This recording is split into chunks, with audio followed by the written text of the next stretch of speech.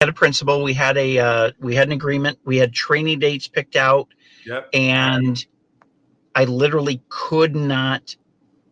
I left messages, voicemails. Okay, so I stop right talked to her. there. Yeah. Okay, you went off the cliff on that one. Sounds like as well. And the reason why is very simple. I don't think you tell me. Was there a scheduled meeting from that conversation on your calendar with him? There was a scheduled training date, which was rapidly approaching. And I was trying to discuss with this principal, what are we going to do for this training? Right. And literally that principal waited until 48 hours before this training to finally reply, and then didn't answer my questions.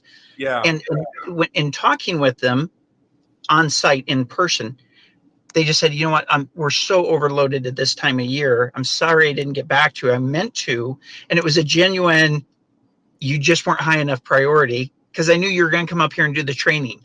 And so when I look at that level of, we're delivering training right, day after tomorrow, and you're just now getting back to me. It was, here's the thing. Is the same thing happening with this other school teacher who I get pricing to.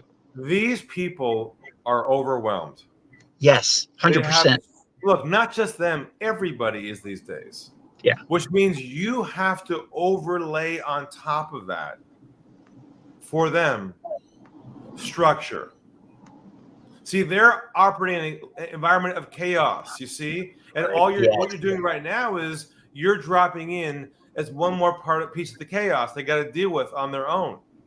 What you have to do is overlay, similar to the other gentleman, a roadmap that shows them what the structure is for a completion of the process. So maybe your roadmap might be, we have 3 sessions. Session 1, discuss the training. Session 2, plan the training. And session 3, 2 days in advance of the training to make sure everything's ready for the training. And this is our process we need to follow. Let's schedule a calls for that now, so we don't drop off in the middle of it and chase each other back and forth. So you need some kind of scaffolding around your process here that they buy into from the beginning, so they feel accountable to something. Otherwise, without that accountability, they drop off in the black hole like they are right now, and you're chasing them.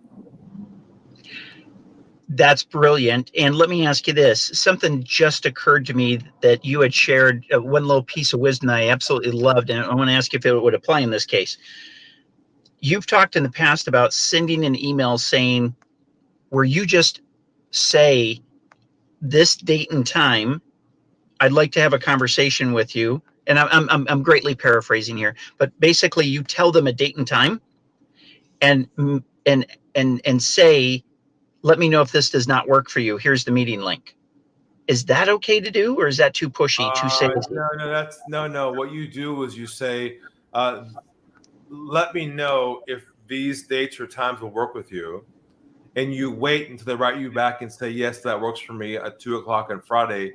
Then you say, no problem. You write back and say, here's the, I'll send you an invite with a Zoom link.